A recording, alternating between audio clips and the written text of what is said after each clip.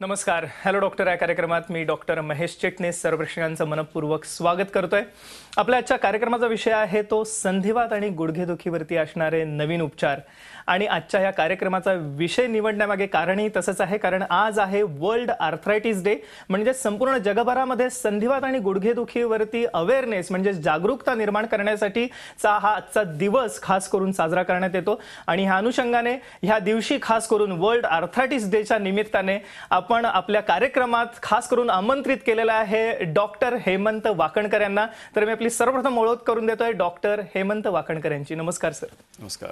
Doctor Hemant Wakankar हे महाराष्ट्राला सुपरिचित असं व्यक्तिमत्व आहे. याचं कारण असं आहे की डॉक्टर हेमंत वाकणकर यांनी 5 वर्षांपूर्वी भारतरत्न यशस्वीरित्या केली आणि त्यामुळे संपूर्ण जगभरामध्ये डॉक्टर हेमंत वाकणकर यांचं नाव हे चर्चेला आहे. डॉक्टर हेमंत वाकणकर यांची थोडक्यात ओळख करून देत असताना मला आवर्जून एक गोष्ट सांगावीशी वाटते की आज सांधेरोपण शस्त्रक्रियेमध्ये जी यशस्वीता आलेली आहे, ज्याच्यामध्ये अत्याधुनिक तंत्रज्ञानाचा वापर होतोच, पण सगळ्यात महत्त्वाचं आहे सर्जनचं कौशल्य किंवा असणाऱ्या डॉक्टरचं कौशल्य. आणि हे निर्माण करण्यासाठी अर्थातच त्याच्या मागची मेहनत आणि असणारी तपश्चर्या ही सगळ्यात जास्त महत्त्वाची ठरते. आजचा विषय जो आपला आहे संधिवात आणि गुडघेदुखी, त्याविषयी आवर्जून सांगत असताना मला एक सांगावंसं वाटतं की आता संधिवात आणि गुडघेदुखीसाठी अतिशय नवीन उपचार उपलब्ध झालेले आहेत, ज्याचा आपण लाभ घेऊ शकता. संधिवात किंवा गुडघेदुखीविषयी जर का आपल्याला काही प्रश्न विचारायचे असतील तर आपण पुढील जे संपर्कासाठी नंबर बघत आहात त्याच्यावरती आपले प्रश्न जरूर विचारू शकता. आपल्याला अधिक काही माहिती घ्यायची असेल तर पुढील नंबरवरती आपण फोन जरूर करा. मला आवर्जून एक व्हिडिओ सर्व प्रेक्षकांना दाखवायचा वाटतो. आपण लॅपटॉपकडे बघूया की कशा रीतीने संधिवाताचे रुग्ण हे संत्रस्त झाले असतात आणि आजच्या ह्या विषयाचं जे महत्त्व आहे ते ह्या संपूर्ण व्हिडिओमध्ये आपण बघू शकता. आपण लॅपटॉपकडे बघूया आता की कशा रीतीने ह्या रुग्णांची चाल आपण बघू शकता. गुडघे वाकलेले आहेत, सूज आलेली आहे, गुडघ्याला वेदना होत आहेत अत्यंत आणि चालण्याच्या परिस्थितीत नाही आहेत आणि संपूर्ण जीवन हे परावलंबी झालेले आहे. आणि तेच सांधेरोपण शस्त्रक्रियेनंतर आपण बघू शकता की किती सहजपणे हा रुग्ण चालतोय आणि अतिशय जीवन जगण्याचा आनंद आहे जो पुन्हा ह्या संपूर्ण ह्या रुग्णाला मिळालेला आहे. आणि मला वाटतं ही अतिशय कौतुकास्पद अशी गोष्ट आहे आणि हे सर्व शक्य झालेले डॉक्टर हेमंत वाकणकर यांच्या शस्त्रक्रियेमुळे. सर आपलं अभिनंदन. आपण आता एक व्हिडिओ बघितला की किती चांगल्या रीतीने जो रुग्ण एकेकाळी परावलंबी असणारा रुग्ण किती चांगल्या रीतीने पुन्हा आपलं आयुष्य जगू शकतोय, स्वावलंबी झालेला आहे, आयुष्याची गुणवत्ता वाढलेली आहे. अर्थात हे सगळं शस्त्रक्रियेमुळे शक्य झालेलं आहे सांधेरोपण. पण एकंदरीतच गुडघेदुखी आणि संधिवातावरती आता नवीन नवीन उपचार उपलब्ध झालेले आहेत, त्यांच्याविषयी मार्गदर्शन घेण्याआधी मला थोडंसं जाणून घ्यायची इच्छा आहे. गुडघेदुखी वा संधिवाताविषयी आम्हाला जरा थोडंसं सांगा. संधिवात म्हणजे थोडक्यामध्ये गुडघ्यामध्ये किंवा कुठल्याही सांध्यामध्ये असणारी जी कुर्च्या आहे ती जर कुर्च्या संपूर्णपणे झिजून गेली आणि जर हाडावर हाड घासायला लागलं तर ते अत्यंत वेदना होतात, अतिवेदना होतात, चालणं कमी होतं आणि हळूहळू चालणं बंद व्हायला लागतं. आणि संधिवात याचा अर्थ हाडावरती असलेली कुर्च्या झिजून जाणे आणि त्याच्यामुळे हाडावर हाड घासायला लागणे. आणि संधिवाताचे 100हून जास्ती प्रकार आहेत, मात्र सर्वात कॉमन जो आहे याचा अर्थ जो वयोमानाप्रमाणे होणारा संधिवात म्हणजे ऑस्टिओआर्थरायटिस ज्याला म्हणतात, तो साधारणपणे 50-60च्या आसपास माणसाला जाणवायला लागतो. भारतामध्ये ह्या ऑस्टिओआर्थरायटिसचं प्रमाण खूप जास्ती आहे. म्हणजे साधारणपणे असं म्हणण्यात येतं की 60च्या पुढे दर 3ऱ्या व्यक्तीला भारतामध्ये त्याच्या आयुष्यामध्ये किंवा तिच्या आयुष्यामध्ये संधिवाताचा त्रास होण्याची शक्यता आहे. त्यामुळे आपण जर लोकसंख्येचा विचार केला तर भारतामध्ये हे ऑस्टिओआर्थरायटिसचं प्रमाण प्रचंड आहे. अर्थात बाकीचेही संधिवाताचे प्रकार आहेत. रुमेटॉइड आर्थरायटिस आहे, आमवात ज्याला म्हणतात, ज्याच्यामध्ये शरीरातले बरेच सांधे एकाच वेळेला अफेक्ट होऊ शकतात, पण त्याचं प्रमाण रिलेटिव्हली खूपच कमी आहे. पण ऑस्टिओआर्थरायटिस हे सगळ्यात जास्ती प्रचलित आहे. येस. ऑस्टिओआर्थरायटिसमध्ये नक्की काय होतं, काय चेंजेस घडतात, आम्हाला काही ॲनिमेशनद्वारे आपण दाखवता येईल का? आपण लॅपटॉपकडे बघूया.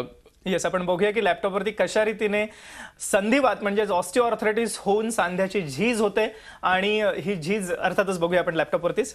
येस सर, काय सांगता येईल याविषयी? गुडघ्यामध्ये दोन्ही मांडीचं हाड आणि पायाचं हाड याच्यावरती खुर्चीची गादी असते आणि जी खुर्चीची गादी जी आहे ती जर झिजायला लागली तर बेसिकली हाडावर हाड घासायला लागतं. आता इथे जी गादी तुम्हाला दिसते हे ॲनिमेशनमध्ये जे दिसते ही गादी झिजते, त्यामुळे तुम्ही बघाल ते खालचं हाड एक्सपोज झालेलं आहे आणि ही दोन्ही हाडं एकमेकावरती घासायला लागली की 2 प्रकारच्या डिफॉर्मिटीज होतात. म्हणजे एक तर पाय वाकडे होतात, गुडघ्याच्या आतल्या बाजूची झीज झाली तर ही डिफॉर्मिटी, ह्याला व्हारस डिफॉर्मिटी असं म्हणतात, म्हणजे धनुष्यासारखे पाय होतात.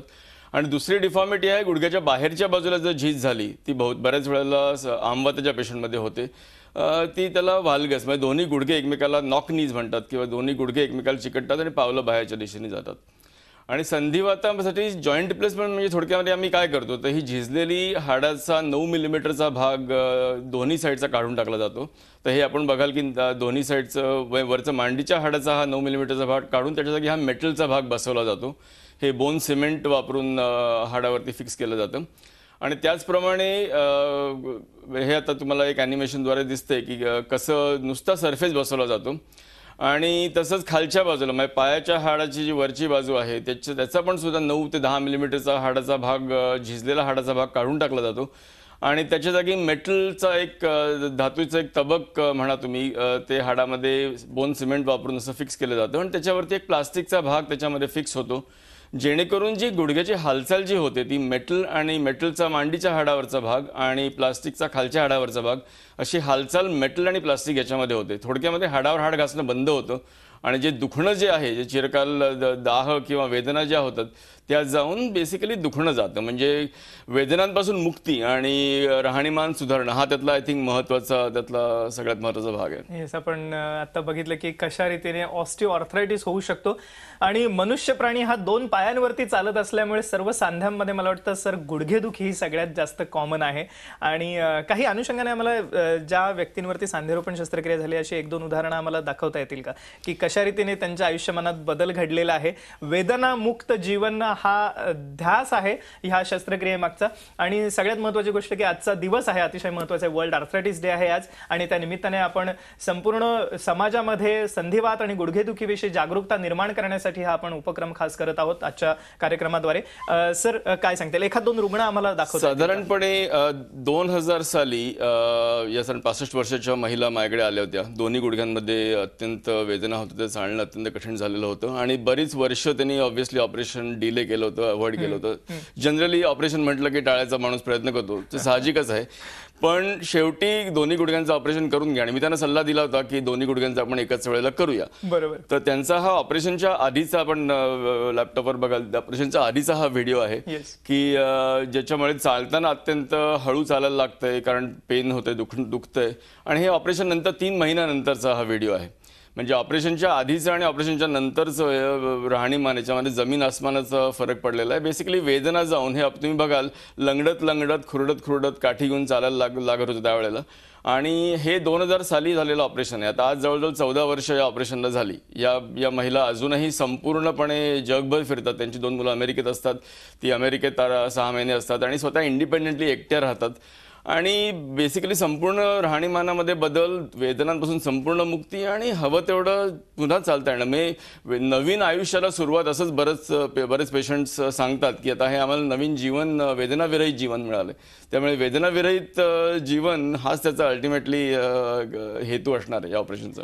मला वाटतं हे एक खरोखर वरदान अशी ठरलेली शस्त्रक्रिया खास करून सिनियर सिटीजन्ससाठी आणि ज्यांना परावलंबित्व आलेलं आहे. आपण बघितलं आता स्क्रीनवरती की ह्या महिलांना कशा रीतीने पुन्हा एकदा आयुष्य जगण्याचा आनंद हा मिळालेला आहे. क्वालिटी ऑफ लाईफ मला वाटतं ह्या सर्जरीनंतर खूप चांगल्या रीतीने इम्प्रूव्ह होते. सर एकंदरीतच हे गुडघेदुखी किंवा संधिवाताचे रुग्ण अनेक आपल्याकडे येत असतील.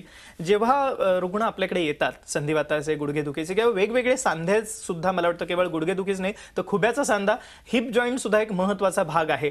तर सर्वसाधारणपणे उपचारांची दिशा ही कशी ठरवली जाते आणि काय काय उपचार उपलब्ध आहेत? संधिवात झाला म्हणजे ताबडतोब काही जॉईंट रिप्लेसमेंटची गरज पडते अशा नक्कीच भाग नाही आहे. संधिवातासाठी जॉईंट रिप्लेसमेंट हा नेहमी शेवटचा उपाय असं धरला जातो. सुरुवात ज्या स्टेजला होते त्या स्टेजला युजली जर वजन जास्ती असेल तर वजन कमी करण्याचा सल्ला दिला जातो. प्रॉब्लेम त्यातला असा होतो की आपण वजनाकडे लक्ष त्रास सुरू झाल्यानंतर देतो. जोपर्यंत त्रास होत नाही तोपर्यंत कोणीच वजन जास्ती आहे त्याच्यासाठी काहीतरी करूया असं जनरली म्हणत नाही. हा त्यातला महत्त्वाचा प्रॉब्लेम आहे. त्यामुळे वजन कमी ठेवणे हे लॉजिकल आहे कारण गुडघ्यावरचं जर लोड कमी तर गुडघ्याचं दुखणं कमी तर तुमचं चालणं फिरणं जास्ती सुरळीत होतं. पण वजन जेवढं कमी करता येईल तेवढा प्रयत्न करणे हा त्यातला महत्त्वाचा भाग असतो. सुरुवात ज्या स्टेजला होते त्यावेळेला गुडघ्याची हालचाल, गुडघ्याचे व्यायाम हे रेग्युलरली चालू ठेवणं हे महत्त्वाचं असतं. याचं कारण असं की खुर्च्या जी आहे गुडघ्यामधली किंवा सांध्यामधली त्याला हा व्यायाम केल्यामुळेच त्याचं जास्ती न्यूट्रिशन, त्याचं नरिशमेंट जास्ती होतं. त्यामुळे जेवढे व्यायाम आपल्याला किंवा चालणं फिरणं ॲक्टिव्हिटी शक्य असतं तेवढं सगळं ठेवणं हा महत्त्वाचा भाग आहे. आणि त्याच्याबरोबरच थोडंसं दुखण्यासाठी गरज पडेल त्याप्रमाणे आपल्याला पेन किलर्स गरजेप्रमाणे घ्यावी लागतात. त्यामुळे फिजिओथेरपी बाकी सगळे जे उपाय याचा एका लिमिटपर्यंत त्याचा फायदा नक्कीच होतो. मात्र जेव्हा त्रास खूप वाढतो आणि अगदीच एक्सरेवरती हाडावर हाड घासते असं दिसायला लागतं त्यावेळेला हा शेवटचा उपाय म्हणूनच शेवटचा त्याचा उपाय राहतो. पण मला वाटतं हे एक वरदान असे ठरलेला उपचार आहे असं मला म्हणायला हरकत नाही. वेदनांपासून मुक्ती हे एक ब्रीदवाक्य आहे आजच्या दिवसाचं वर्ल्ड आर्थरायटिस डेचं. आणि आपण अर्थातच सांधेरोपण शस्त्रक्रियेमध्ये काय आधुनिकता आलेली आहे ही जाणून घेणार आहोत एका छोट्याशा विश्रांतीनंतर.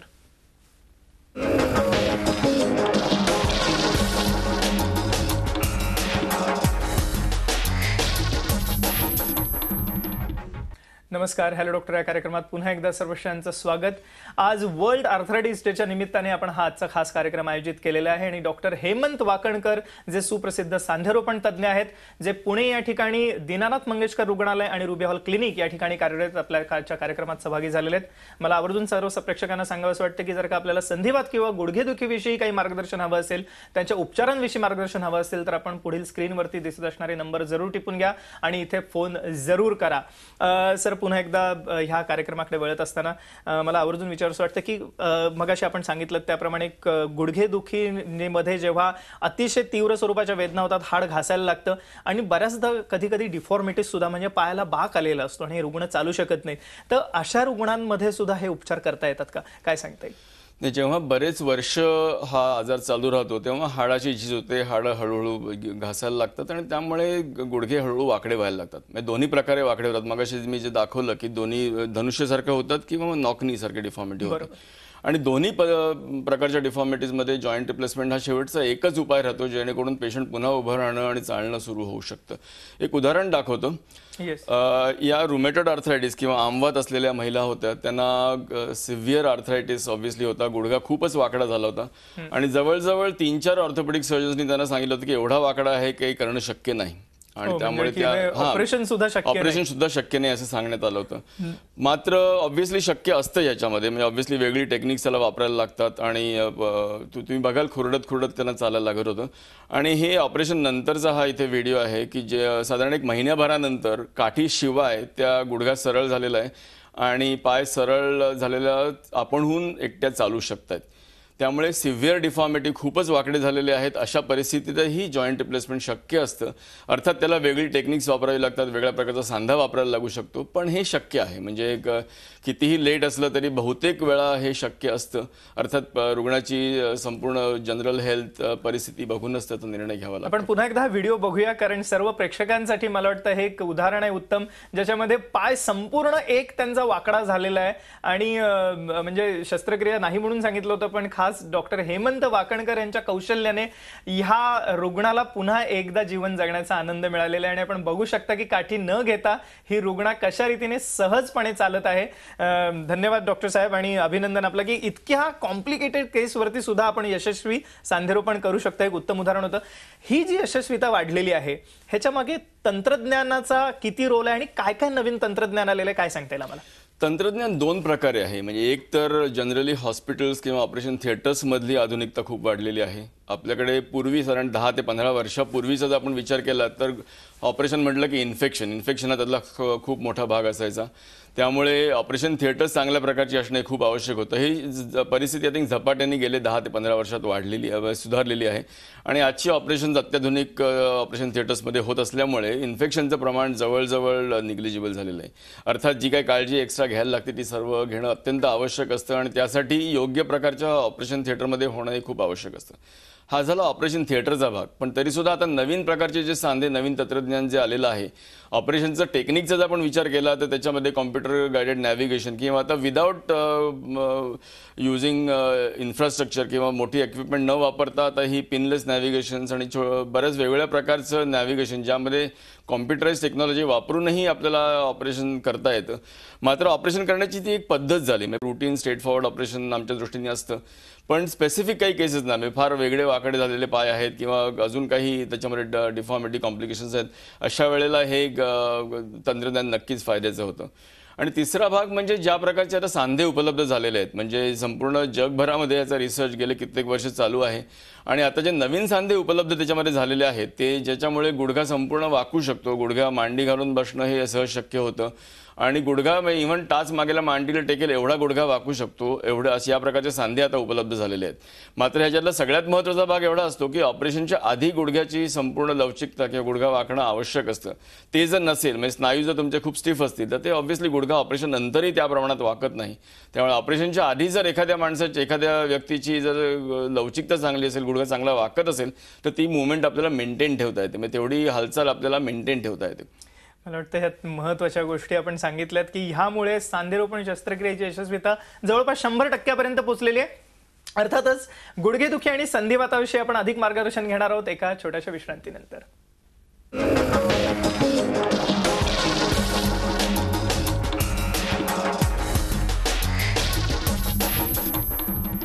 नमस्कार, हॅलो डॉक्टर या कार्यक्रमात पुन्हा एकदा सर्व श्रोत्यांचं स्वागत. खास करून वर्ल्ड आर्थरायटिस डेच्या निमित्ताने आपली चर्चा सुरू आहे. डॉक्टर हेमंत वाकणकर जे सुप्रसिद्ध असे सांधेरोपण तज्ज्ञ आहेत यांच्याबरोबर. आणि मला आवर्जून सांगावंसं वाटतं की आता गुडघेदुखी आणि संधिवातावरती अत्यंत प्रभावी उपचार उपलब्ध आहेत, ज्याच्यासाठी आपण पुढील जे फोन नंबर बघत आहात स्क्रीनवरती त्याच्यावरती जरूर संपर्क करा. आपल्याला संधिवात, गुडघेदुखी किंवा जर का आमवातासारखा आजार असेल ज्याच्यामध्ये कोपर, खुब्याचा सांधा किंवा कधी कधी कोपऱ्याचा सांधा सुद्धा खराब होऊ शकतो, तर सर्व प्रकारच्या सांधेदुखीवरती आता उपचार उपलब्ध आहेत. एकत्रितपणे एका छताखाली साठी आपण पुढील फोन नंबर टिपून घ्या आणि त्याच्यावरती जरूर संपर्क करा. पुन्हा एकदा कार्यक्रमाकडे वळत असताना सर, आपण मगाशी सांगितलं कार्यक्रमाच्या पूर्वार्धात की आता अतिशय आधुनिक तंत्रज्ञान उपलब्ध आहे, पण सर्जनचं कौशल्य मला वाटतं एक टीव्ही प्रोग्रामचा अँकर म्हणून आणि एक डॉक्टर म्हणून या दोन्ही नात्याने मी आपल्याला हे आवर्जून विचारू इच्छितो की स्किल हा खरोखर एक महत्त्वाचा भाग असतो कुठल्याही सर्जरीमधला. आणि मला एक छोटासा प्रश्न आपल्याला विचारायला आवडेल की 5 वर्षापूर्वी आपण भारतरत्न लता मंगेशकर यांच्यावर सर्जरी केली, शस्त्रक्रिया केली यशस्वीरित्या, आणि 3 महिन्यांनी आशाताईंवरती पण केली. कसं शक्य झालं हे? कसं शक्य झालं म्हणजे अर्थात ते दोन्हीही फार मोठ्या महान व्यक्ती आहेत आणि हे करण्याचं भाग्य मला मिळालं आणि मी पुन्हा ते करू शकलो, हे याच्यासाठी परमेश्वराचे आभार मानावेत. आणि मला वाटतं चांगला आउटकम मिळाला, याच्यासाठी नक्कीच परमेश्वराचे आभार. शेवटी किती म्हटलं तरी सर्जन आणि त्याचं कौशल्य हा एक भाग झाला, तरी त्याच्यात बऱ्याचशा अनफोरसीन गोष्टी असतात, म्हणजे ज्याच्यावरती कोणाचा कंट्रोल नसतो. बरोबर. आणि कुठलंही ऑपरेशन म्हटलं तर मला पेशंट जेव्हा विचारतात त्याची काय रिस्क काय आहे किंवा किती प्रॉब्लेम होऊ शकतात काय, तर रिस्क ही शून्य कधीच होऊ शकत नाही. कुठलंच ऑपरेशन म्हटलं की रिस्क ही शून्य कधीच नसते. ऑब्व्हियसली सगळं मेडिकल फिटनेस बघून सगळं व्यवस्थित आहे हे बघून करावं लागतं. तरी जी काय 0.5% 1% रिस्क राहते ती शून्य कधीच होऊ शकत नाही. मी लोकांना उदाहरण देतो की हे रस्ता क्रॉस करण्यासारखं आहे. आपण रोज रस्ते क्रॉस करतो, आपल्याला काही ॲक्सिडेंट होत नाहीत, पण रस्त्यावरती ॲक्सिडेंट होऊ शकतात. बरोबर. तसंच हे कॉम्प्लिकेशन्स किंवा रिस्क घेण्याचं आहे. आणि त्यामुळे जी काय आपल्याला सगळे इन्व्हेस्टिगेशन्स करून जेवढं काही तपासण्या करून शक्य आहे तेवढं अर्थात करायचं आणि try to do your best job आणि शेवटी देवावरती भरोसा ठेवावा. पण आज इतक्या वर्षांनी सुद्धा आशाताई तर परफॉर्म करतात स्टेजवरती शस्त्रक्रियेनंतर, आणि ह्याचं सर्व श्रेय आपल्याला जातं. आपलं अभिनंदन यासाठी की खरोखर एक यशस्वी सांधेरोपण शक्य झालं लता दिदींवरती आणि आशाताईंवरती. ह्या अनुषंगाने जाता जाता, कारण कार्यक्रमाची वेळ मर्यादित आहे म्हणून, गुडघ्याविषयी आपण सर मार्गदर्शन केलं की गुडघेदुखी आता संपूर्णतः बरी होतेच, पण कधी कधी आमवातासारख्या आजारांमध्ये कोपऱ्याचा, खुब्याचा म्हणजे हिप जॉईंट कधी कधी खराब होऊ शकतो, किंवा कधी कधी तरुण वयामध्ये एव्हियन म्हणजे अव्हेस्क्युलर नेक्रोसिस सारखा प्रकार आहे, किंवा इतर आजारांमुळे सुद्धा खास करून हिप जॉईंट खराब होतो, आणि हे तरुण वयात बऱ्याचदा दिसतं आपल्याला. ऑस्टिओआर्थरायटिस उतार वयात होतं साधारणपणे, तर त्यांना टिकणारे सांधे आज उपलब्ध आहेत का तरुण वयातील रुग्णांसाठी? खास करून काय मार्गदर्शन करता येईल? खुब्याचा किंवा हिप जॉईंटचा हा संधिवात जो आहे तो भारतामध्ये प्रायमरी ऑस्टिओआर्थरायटिस म्हणजे फक्त खुब्याचा सांधा झीज होणं हे जनरली वेस्टर्न पॉप्युलेशनमध्ये जास्ती आहे. भारतामध्ये एव्हॅस्क्युलर नेक्रोसिस हा सगळ्यात जास्त प्रचलित आहे. आणि यंग पेशंटमध्ये जेव्हा त्यांना जॉईंट रिप्लेसमेंटची गरज पडते तेव्हा त्याचा बेसिकली बॉल आणि सॉकेट हा जो जॉईंट आहे तो काढून टाकून त्याच्या जागी काय करायचं? येस, या ठिकाणी आपण बघतोय आता. Yes yes okay. See basically त्याचा बॉलचा जो खराब झालेला बॉलचा पार्ट आहे तो काढून टाकून त्याच्या जागी मेटलचा धातूचा एक पार्ट हाडामध्ये बसवला जातो आणि शेवटी नवीन बॉल आणि सॉकेट जॉईंट हा त्याचा क्रिएट केला जातो. जी हालचाल होते ती बॉल आणि नवीन सॉकेट याच्यामध्ये होते. आता हे बॉल कुठल्या प्रकारचा आहे आणि सॉकेट कुठल्या प्रकारचं आहे याच्यावरती तो किती टिकणार किंवा कुठल्या प्रकारे त्याची हालचाल होणार हे ठरतं.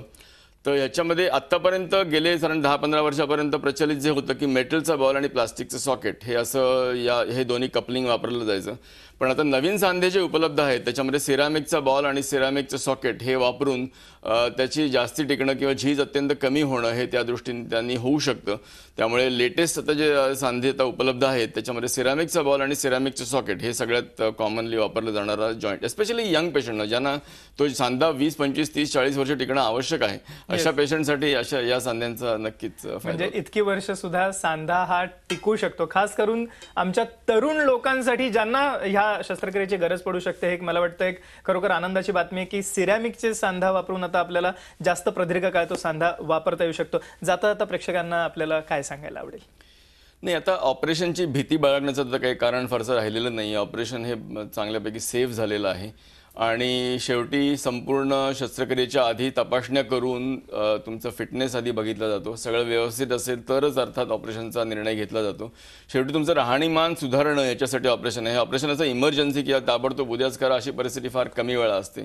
त्यामुळे प्लॅन्ड इलेक्टिव्ह ऑपरेशन आहे आणि ठरवून प्लॅन करून करावं लागतं. येस, मला वाटतं हा एक मोलाचा सल्ला वर्ल्ड आर्थरायटिस डेच्या निमित्ताने डॉक्टर हेमंत वाकणकर यांनी आपल्याला दिला सर्व प्रेक्षकांना. सर, आपण आजच्या आमच्या कार्यक्रमात सहभागी झालात आणि एक अमूल्य मार्गदर्शन सर्वेक्षणाने केलं त्याबद्दल मनपूर्वक आभार. धन्यवाद. धन्यवाद.